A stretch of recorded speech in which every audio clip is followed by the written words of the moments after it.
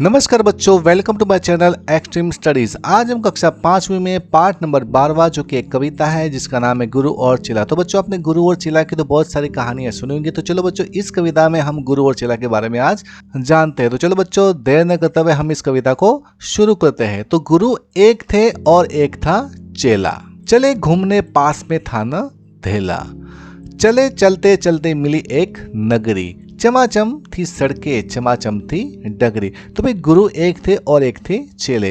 भाई घूमने तो चले लेकिन उनके पास न था धेला। धेला का मतलब कुछ सामान रखने के लिए उनके पास कोई थैला न था। चले चलते चलते मिली एक नगरी, उनको एक नगरी मिलती है, एक शहर मिलता है। चमाचम थी सड़कें, मतलब उसकी जो सड़कें थी वो एकदम चमाचम थी, और चमाचम थी उसकी डगरी। डगरी मतलब गलियां, उस शहर की जो गलियां थी वो एकदम चमाचम थी। मिली एक ग्वालिन धरे शीस गगरी, मतलब उस गुरु जी को एक ग्वालिन। ग्वालिन का मतलब क्या होता है कि जो गाय भैंसे रखते हैं उनको ग्वालिन बोलते हैं, जो दूध दोकर उसको बाजार में बेचते हैं उसको ग्वालिन बोलते हैं। तो भाई धरे शीस गगरी मतलब उसके शीस, मतलब शीस का मतलब क्या होता है, उसके माथे पर एक गगरी मतलब छोटी सी मटकी होती है।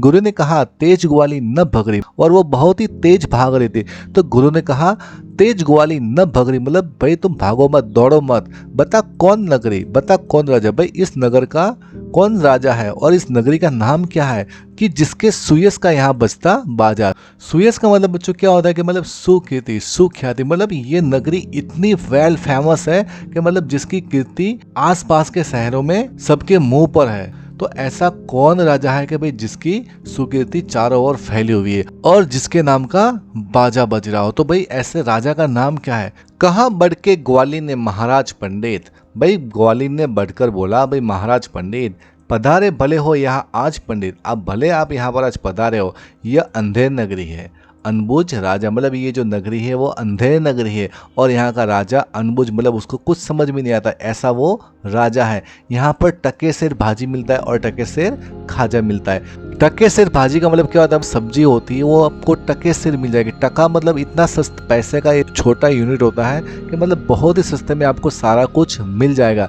लेकिन भाई ये अंधेर नगरी है और यहाँ का जो राजा है वो अनबुझ है, जिसको कुछ भी समझ में नहीं आता। आप यहाँ पर आए तो हो, लेकिन भाई मैं आपको ये बताना चाहता हूँ कि भाई ये नगरी अंधेर नगरी है और यहाँ का राजा अनबुझ, मतलब कि जिसको कुछ भी समझ में नहीं आता है, ऐसा यहाँ का राजा है। गुरु ने कहा जान देना नहीं है, मुसीबत मुझे मोल लेना नहीं है, न जाने कि अंधेर हो कौन क्षण में, यहाँ ठीक रहना समझता न मन में। मतलब गुरु ने ये बोला मुझे यहाँ पर जान अपनी नहीं देनी, मुझे यहाँ पर मरना नहीं है, मुझे कोई भी मुसीबत मोल नहीं लेनी है। मतलब गुरु जी ने बोला कि भाई न जाने यहाँ पर कुछ भी हो सकता है। मतलब गुरु जी ये कह रहे कि भाई ये जगह रहने के लिए सेफ नहीं है, यहाँ से हमको जल्द से जल्द भागना चाहिए। गुरु ने कहा किंतु चेला न माना, गुरु को विवश हो पड़ा लौट जाना। गुरु जी गए रह गया किंतु चेला, यही सोचता हूँगा मोटा अकेला।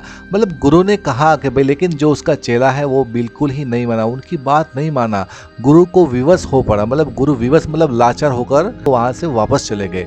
गुरु जी गए और रह गया चेला, और चेला है वो उसी शहर में रह गया। मतलब वो ऐसा सोचता रहेगा भाई मैं यहाँ पर खा खा कर मोटा हो जाऊंगा, क्योंकि यहाँ पर जो खाना है वो बहुत ही सस्ता मिलता है और यहाँ पर मैं खाऊंगा और मस्त रहूंगा। चला हाट को देखने आज चेला, तो देखा वहां पर अजब रेल पेला, टके सेर हल्दी टके सेर जीरा, टके सेर ककड़ी टके सेर खीरा।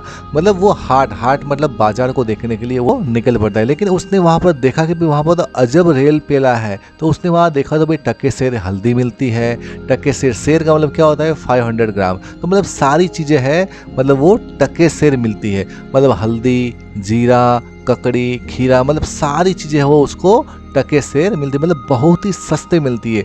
टका जो होता है वो रुपया का बहुत ही छोटा यूनिट होता है, तो मतलब बहुत ही सस्ता मिलता है। तो मतलब जो चेला है वो बहुत ही खुश हो जाता है। टके सेर मिलती थी रबड़ी मलाई, बहुत रोज उसने मलाई उड़ाई, सुनो और आगे का फिर हाल ताजा, थी अंधेर नगरी था अनबुझ राजा।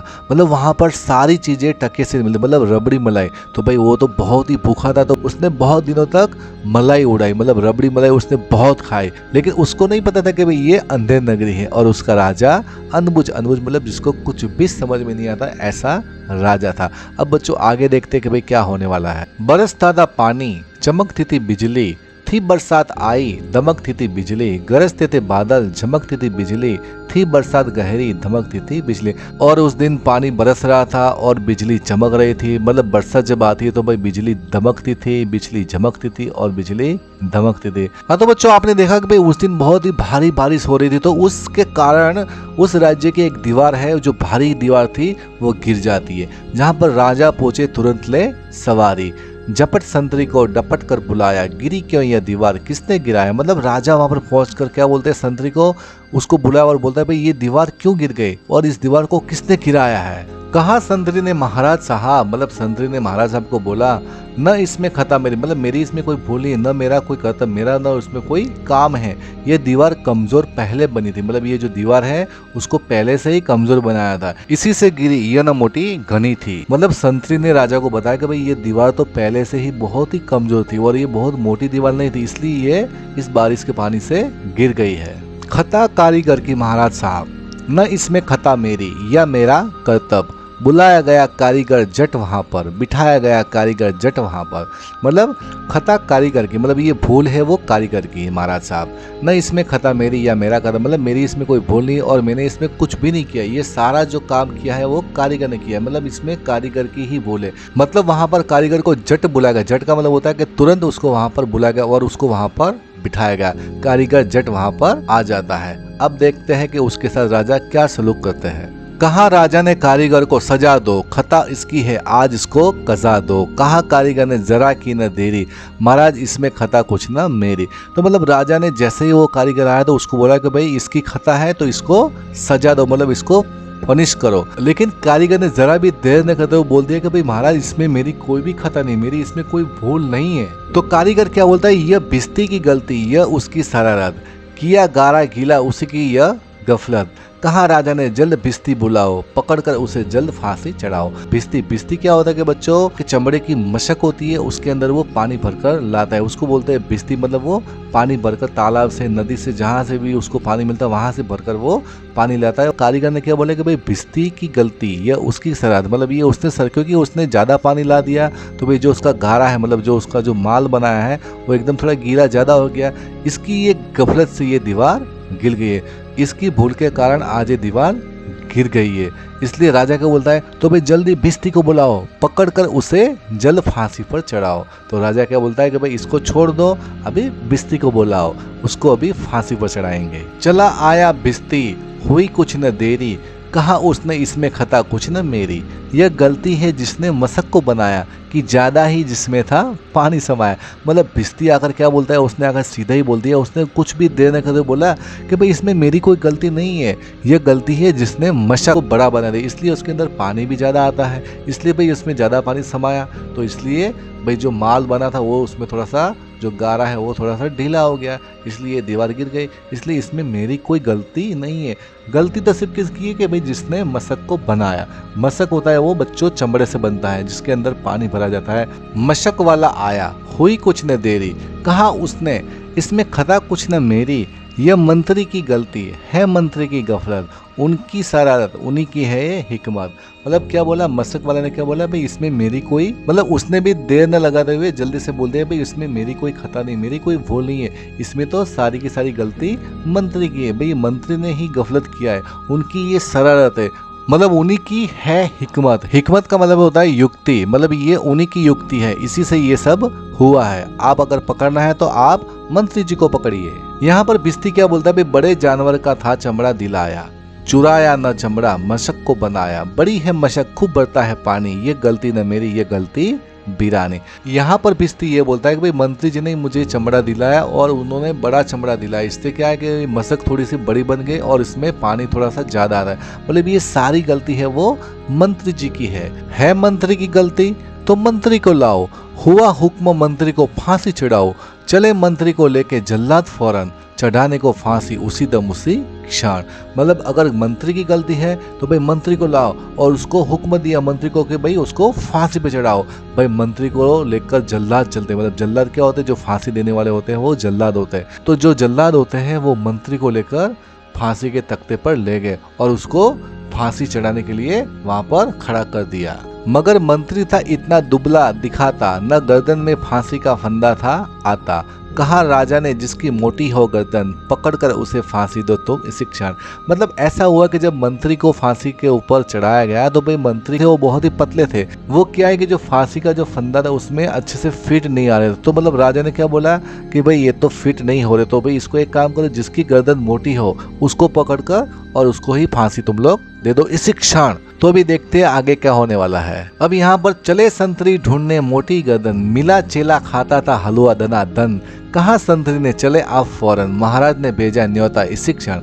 मतलब संतरी जो थे, जब जैसे राजा ने बोला कि भाई इस मंत्री की गर्दन तो बहुत पतली है, तो भाई ऐसे गर्दन मतलब मोटी गर्दन वाले को आप पकड़ कर लाओ। तो भाई संतरी जो होते हैं वो ऐसे मोटी गर्दन वाले को ढूंढने के लिए जाते, तो भाई उनको एक चेला मिल जाता जो हलवा खाता है दनादन, मतलब वो वहां पर हलवा खा रहा था। और उन संतरियों ने उस चेले को बोला कि भाई आपको राजा ने बुलाया है, भाई राजा ने न्योता भेजा है, आप इसी क्षण चलिए। बहुत मन में खुश हो चला आज चला, मतलब चेला तो मनी मन खुश हो गया कि अरे वाह मुझे तो राजा ने न्योता भेजा है। कहा आज न्योता छकूंगा अकेला, मतलब आज तो मुझे न्योता मिला है, उस न्योते का लुप्त मैं अकेला ही उठाऊंगा। मगर आके पहुंचा तो देखा झमेला, मतलब जब उसने आकर पहुंचा तो उसने कुछ झमेला देखा। वहां तो कुछ उल्टा ही सीन था, वहां तो जुड़ा था अजब एक मेला। और वहां पर उसने देखा कि भाई वहां तो कुछ एक अलग तरह का ही सीन था, वहां पर कुछ बात अलग थी। मतलब जो वो सोच के गया था वो वहां पर नहीं था, वहां पर कुछ अलग ही था। यह मोटी है गर्दन इसे तुम बढ़ाओ, कहा राजा ने इसको फांसी चढ़ाओ, कहा चेले ने कुछ खता तो बताओ, कहा राजा ने चुप न बकबक मचाओ। मतलब जैसे ही वो चेला वहां पर जाता है तो राजा क्या बोलता है, भाई इसकी मोटी गर्दन है, इसको आगे बढ़ाओ और इसको फांसी दे दो। तो भाई चेला क्या बोलता है, मेरी कोई भूल हो तो बताओ। तो राजा क्या बोलता है, चुप, ज्यादा बकबक मत करो। और उस चेले को राजा बोलता है कि तुम बकबक मत करो और चुपचाप फांसी के तख्ते पर चढ़ जाओ।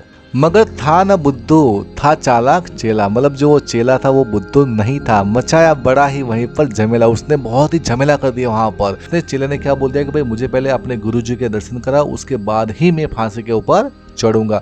उसने मतलब इस तरह का झमेला पैदा कर दिया। गुरुजी बुलाए गए झट वहां पर कि रोता था चेला खड़ा था जहां पर। गुरुजी ने चेले को आकर बुलाया, तुरंत कान में मंत्र कुछ गुनगुनाया। मतलब गुरुजी को वहां पर बुलाए गए और वहां पर चेला खड़ा खड़ा रो रहा था। अब गुरुजी ने चेलों को थोड़ा सा यहाँ पर बुलाया और उसके कान में कुछ मंत्र गुनगुनाया और बोला। अब क्या बोला उसको अभी हम लोग देखेंगे। झगड़ने लगे फिर गुरु और चेला, मचा उनमें धक्का बड़ा रेल पेला। गुरु ने कहा फांसी पर मैं चढ़ूंगा, कहा चेले फांसी पर मैं मरूंगा। मतलब दोनों में झगड़ा हो जाता है और दोनों एक दूसरे को धक्का दे रहे और कह रहा है कि भाई फांसी पर मैं चढ़ूंगा। गुरु कहता है कि मैं चढ़ूंगा, चेला कहता है कि मैं चढ़ूंगा, वो कहता है कि मैं मरूंगा। मतलब इस तरह से दोनों में झमेला हो जाता है और दोनों एक दूसरे को धक्का मार रहे हैं। अब ये देखकर राजा थोड़ा हक्का बक्का रह जाता है। अब वो क्या करेगा वो अभी देखने लायक है। हटाए न हटते अड़े ऐसे दोनों, छुटाए न छुटते लड़े ऐसे दोनों। बड़े राजा फौरन कहा क्या बात है, गुरु ने बताया करामात क्या है। मतलब हटाए ना हटे, मतलब दोनों इस तरह से मतलब चुंबक की तरह दोनों चिपक गए थे कि मतलब दोनों एक दूसरे से मतलब खुल भी नहीं रहे थे, मतलब ऐसे अड़ गए थे। भाई वो छुटाए ना छुटते लड़े ऐसे, मतलब इस तरह से वो लड़ते जैसे कि भाई चुंबक दोनों चिपक गए हो। अब राजा वहां पर फौरन जाकर बोलता भाई बात क्या है। गुरु ने बताया करामात क्या है, मतलब क्या करामात है, चलो देखते हैं बच्चों। चढ़ेगा जो फांसी मुहूर्त ऐसी, न ऐसी मुहूर्त बनी बढ़िया जैसी। वह राजा नहीं चक्रवर्ती बनेगा, यह संसार छत्र उस पर तनेगा। मतलब गुरुजी ने क्या बोला, जैसे ही मतलब राजा उनके पास आता, भाई आप लोग झगड़ा क्यों कर रहे हो, आपको क्या प्रॉब्लम है। तो गुरुजी ने क्या बोला, चढ़ेगा जो फांसी मुहूर्त है, मतलब इस मुहूर्त में जो अगर फांसी पर चढ़ेगा वो राजा नहीं वो चक्रवर्ती बनेगा और ये संसार का जो छत्र है उस पर तनेगा। मतलब ये पूरे संसार का राजा बन जाएगा, मतलब चक्रवर्ती राजा बन जाएगा।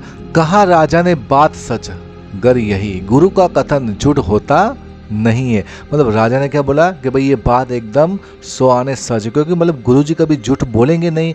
कहा राजा ने फांसी पर मैं चढ़ूंगा, इसी दम फांसी पर मैं ही रहूंगा। मतलब राजा ने गुरुजी की बात मान ली, क्योंकि मतलब जो गुरु होते हैं वो कभी झूठ बोलते नहीं है, ठीक है। मतलब उनका जो कथन होता है, मतलब जो उनकी कही हुई जो बात होती है वो एकदम सही होती है। इसलिए राजा जी ने गुरुजी की बात मान ली और बोला कि इसी समय मैं फांसी पर चढ़ूंगा और मैं चक्रवर्ती राजा बनूंगा। अब चढ़ा फांसी राजा बजा खूब बाजा, प्रजा खुश हुई जब मरा मूर्ख राजा। बजा खूब घर घर बधाई का बाजा, थी अंधेर नगरी था अनबुझ राजा। अब यहाँ पर देखिए बच्चों, चढ़ा फांसी राजा, बजा खूब बाजा, मतलब जब राजा फांसी के ऊपर चढ़ा तो भाई खूब बाजा बजा। प्रजा होती है मतलब जो वहाँ के लोग होते वो बहुत खुश हो गए। जब मरा मूर्ख राजा, मतलब जो एक मूर्ख राजा था, जो अनबुझ राजा था, जिसको कुछ समझ में नहीं आ रहा था, जब वो मरा तो सारे लोग खुश हो गए।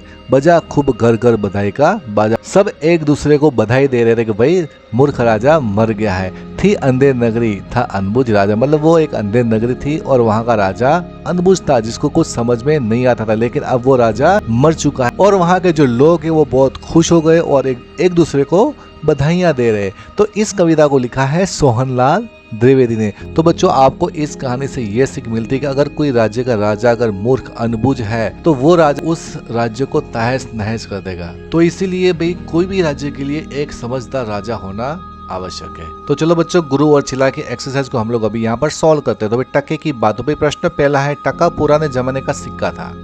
अगर आजकल सब चीजें 1 रुपया किलो मिलने लगे तो उससे किस तरह के फायदे और नुकसान होंगे? तो भाई इसका उत्तर ये है कि अगर आजकल सब चीजें 1 रुपया किलो मिलने लगे तो इससे सारी जनता को फायदा होगा, क्योंकि उन्हें सभी चीजें 1 रुपया किलो में मिलने लगेगी। लेकिन वही दुकानदारों तथा विक्रेताओं को नुकसान होगा, क्योंकि उन्हें हर चीज 1 रुपया किलो बेचनी पड़ेगी, जिससे उन्हें कोई फायदा नहीं होगा। तो यहाँ पर बच्चों आपने देखा कि भाई जो खरीदने वाला है उसको तो फायदा होगा, लेकिन जो बेचने वाला है उसको बिल्कुल भी फायदा, उसको नुकसान होगा। प्रश्न दूसरा है, भारत में कोई चीज खरीदने बेचने के लिए रुपये का इस्तेमाल होता है और बांग्लादेश में टके का। रुपया और टका क्रमशः भारत और बांग्लादेशी मुद्रा है। रुपया है वो भारत का है और टका है वो बांग्लादेश का है। तो भाई नीचे लिखे देशों की मुद्राएं कौन सी है, जरा आप मुझे बताइए। तो भाई सऊदी अरब की क्या है, जापान की क्या है, फ्रांस की क्या है, इटली की और इंग्लैंड की क्या है। तो यहाँ पर देखिए भाई, सऊदी अरब में चलता है दिनार, जापान में चलता है येन, फ्रांस में चलता है यूरो, इटली में चलता है यूरो और इंग्लैंड में चलता है पाउंड या फिर स्टर्लिंग। प्रश्न तीसरा है, कविता को ध्यान से पढ़कर अंधेर नगरी के बारे में कुछ वाक्य आपको लिखने हैं, जैसे कि सड़कें, बाजार, राजा का राजकाज। वे अंधेर नगरी के बारे में कुछ वाक्य यहाँ पर लिखे हुए। तो भाई पहला वाक्य यह है कि भाई अंधेर नगरी की सड़कें चमकदार थी। अंधेर नगरी में सभी चीजें टके सेर भाव में मिलती थी। अंधेर नगरी में कोई नियम नहीं था। अंधेर नगरी में किसी के दोष की सजा किसी को मिलती थी। अंधेर नगरी में खूब बारिश होती थी और बिजली चमकती थी। प्रश्न चौथा है, क्या ऐसे देश को अंधेर नगरी कहना ठीक है? अपने उत्तर का कारण भी बताओ। भाई इसका उत्तर है कि हाँ, ऐसे देश को अंधेर नगरी कहना ठीक है, क्योंकि यहाँ की शासन व्यवस्था और सजा देने का तरीका गलत था। चारों ओर अज्ञानता का वातावरण था। यहाँ का राजा भी महामूर्ख मतलब अनबुझ था। इसलिए भाई इस देश को अंधेर नगरी कहना मेरे ख्याल से एकदम ठीक है। प्रश्न पांचवा, प्रजा खुश हुई जब मरा मूर्ख राजा। तो भाई क, अंधेर नगरी की प्रजा राजा के मरने पर खुश क्यों हुई? तो भाई इसका उत्तर यह है कि भाई अंधेर नगरी की प्रजा राजा के मरने पर इसलिए खुश हुई क्योंकि उस राजा की राज प्रणाली ठीक नहीं थी। मतलब वो राजा था वो अनबुझ था, मतलब पागल था, मतलब किसी और की सजा किसी और को मिल जाती थी, इसलिए उस नगर की प्रजा है वो खुश हो गई। ख, यदि वे राजा से परेशान थे तो उन्होंने उसे खुद क्यों नहीं हटाया? आपस में चर्चा करो। तो भाई उत्तर, प्रजा ने राजा को खुद इसलिए नहीं हटाया क्योंकि उस समय राजा का महत्व सबसे अधिक था। राजा ही राज्य का मुखिया होता था, उसी का ही हुक्म चलता है, इसलिए लोगों ने राजा को नहीं हटाया। प्रश्न छठा, गुरु का कथन झूठ होता नहीं है। भाई गुरुजी ने क्या बात कही थी? तो भाई इसका उत्तर है कि भाई गुरुजी ने कहा था कि यह मुहूर्त फांसी पर चढ़ने के लिए शुभ है, क्योंकि इस मुहूर्त पे जो इस फांसी पर चढ़ेगा वो चक्रवर्ती राजा बन जाएगा। दूसरा है भाई, राजा यह बात सुनकर फांसी पर लटक गया। तुम्हारे विचार से गुरुजी ने जो बात कही वह सच थी? इसका उत्तर ये है कि भाई राजा गुरुजी की बात सुनकर फांसी पर लटक गया, लेकिन गुरुजी ने जो बात कही थी वह सच नहीं थी, क्योंकि वो तो उनकी चंगुल से छूटना चाहता था। इसलिए गुरुजी ने झूठ मूठ बोला कि भाई इस समय में मतलब इस मुहूर्त में जो इस फांसी पर लटकेगा वो चक्रवर्ती राजा बनेगा। अब तीसरा है, गुरुजी ने यह बात कहकर सही किया या गलत? आपस में चर्चा करो। इसका उत्तर है कि भाई गुरुजी ने यह बात कहकर एकदम सही किया, क्योंकि इस झूठ से उन्होंने अपने बेगुनाह चेले की जान बचाई थी, इसलिए भाई उन्होंने जो भी किया वो एकदम सही किया है। क्या होता यदि, प्रश्न सातवां, मंत्री की गर्दन फंदे के बराबर की होती? भाई इसका उत्तर है तो मंत्री को फांसी पर चढ़ा दिया जाता। प्रश्न आठवां, राजा गुरुजी की बातों में न आता। तो भाई राजा गुरुजी की बातों में न आता तो चेले को फांसी पर चढ़ा दिया जाता। प्रश्न नौवां, अगर संतरी कहता कि दीवार इसलिए गिरी क्योंकि पोली थी, तो महाराज किस किस को बुलाते, आगे क्या होता है? तो भाई इसका उत्तर ये है कि भाई अगर संतरी कहता है कि दीवार इसलिए गिरी क्योंकि पोली थी, तो महाराज कारीगर, बिस्ती और मशक वाले को बुलाते, फिर शायद वह इन सबको फांसी की सजा देने की आज्ञा दे देते। मतलब अगर ऐसा कहते तो भाई सबको वो फांसी पर चढ़ा देता। भाई ये तो अनबुझ राजा था, वो तो कुछ भी कर सकता था। यहाँ पर कुछ शब्द है जिसकी भाई आपको छानबीन करनी है। तो यहाँ देखिए भाई क है, नीचे लिखे वाक्य पढ़ो, जिन शब्दों के नीचे रेखा खींचिए उनके आजकल कैसे लिखते हैं ये भी आपको बताना। भाई देखो भाई छन, भग, धनी, बीरानी और मुहूर्त। तो भाई ये शब्दों को किस तरह, मतलब सही तरीका उनका कौन सा है लिखने का वो आपको बताना है, और उसका मतलब क्या है वो भी आपको बताना है। तो चलो उसका मतलब और उसको किस तरह से लिखते हैं उसको हम देखेंगे। हाँ, तो इस कविता में ऐसे बहुत सारे शब्द आए हैं जिसको न तो सही लिखा है और उसका मतलब भी हमें नहीं पता है। तो भाई चलो भाई पहला है छन। तो छन का मतलब होता है क्षण। भग, भग का मतलब होता है भाग। घनी का मतलब होता है गहरी। बीरानी का मतलब होता है पराई।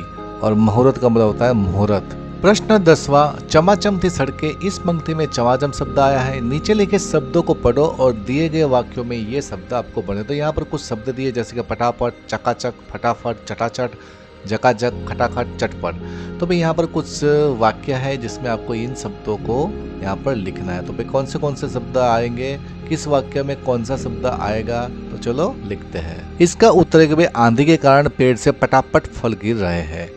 दूसरा है हंसा अपना सारा काम फटाफट कर लेती है। तीसरा है आज रहमान ने फटाफट सारे लड्डू खा डाले। चौथा है उस बुक्कड़ ने चटाचट सारे लड्डू खा डाले।